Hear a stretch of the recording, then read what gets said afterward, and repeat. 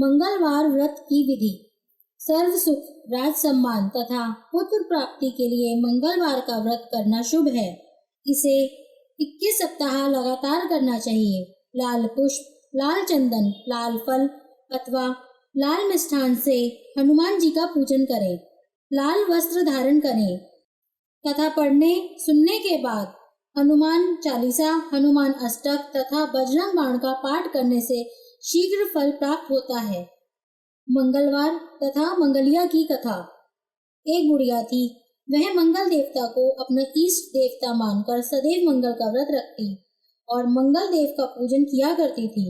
उसका एक पुत्र था जो मंगलवार को उत्पन्न हुआ था। इस कारण वह उसको मंगलिया के नाम से पुकारा करती थी। मंगलवार के दिन ना तो घर को लीपती, ना ही पृथ्वी खोदा करती। एक दिन मंगल देवता उसकी श्रद्धा की परीक्षा लेने के लिए साधु का रूप धारण कर आए और उसके द्वार पर आकर आवाज दी। बुढ़िया घर से बाहर आई और साधु को खड़ा देख हाथ जोड़कर बोली, महाराज क्या आज्ञा है? साधु ने कहा, मुझे बहुत भूख लगी है, भोजन बनाना है। इसके लिए तू थोड़ी सी पृथ्वी लीप दे तो तेरा पुण्य होगा। यह सुन बुढ़िया ने कहा, महाराज आज मैं मंगलवार की व्रती हूँ, इसलिए मैं चौका नहीं लगा सकती। कहीं तो जल का छिड़काव कर दो, यहाँ पर भोजन बना ले। साधु ने कहा, मैं गोबर से ही लीपे चौके पर खाना बनाता हूँ। बुढ़िया ने कहा, पृथ्वी लीपने के अलावा और कोई सेवा हो मैं वह करने के लिए उपस्थित हूँ। साधु ने कहा, सोच समझकर उत्तर दो, जो कुछ भी मैं कहूँगा सब तुमको करना होगा। बुढ़िया कहने लगी, महाराज पृथ्वी लीपने के अलावा जो भी आप आज्ञा करेंगे उसका मैं अवश्य पालन करूंगी। बुढ़िया ने ऐसे वचन 3 बार लिया। तब साधु ने कहा, तू अपने लड़के को बुलाकर औंधा लिटा दे, मैं उसकी पीठ पर भोजन बनाऊंगा। साधु की बात सुनकर बुढ़िया चुप रह गई। तब साधु ने कहा, बुला लड़के को, अब सोच विचार क्या करती है।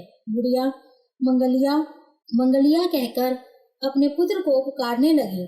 थोड़ी देर बाद उसका लड़का आ गया। बुढ़िया ने कहा, जा बेटे, तुझको बाबा जी बुलाते हैं। लड़के ने बाबा जी से जाकर पूछा, क्या आज्ञा है महाराज?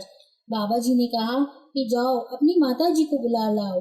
जब माता आ गई तो साधु ने कहा कि तू इसको लिटा दे। बुढ़िया ने मंगल देवता का स्मरण करते हुए लड़के को औंधा लिटा दिया और उसकी पीठ पर अंगीठी रख दी।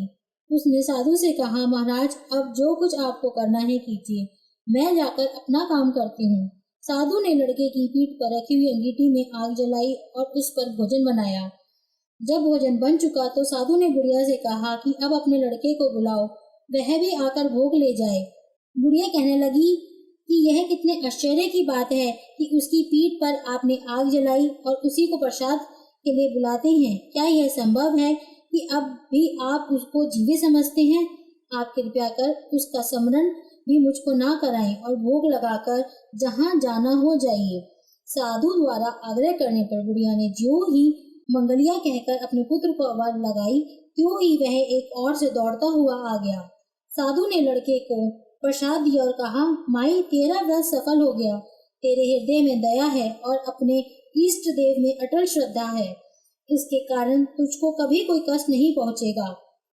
इस तरह की और कथा सुनने के लिए हमारे चैनल को सब्सक्राइब करें। ये कथा आपको कैसी लगी कमेंट कर जरूर बताएं। धन्यवाद।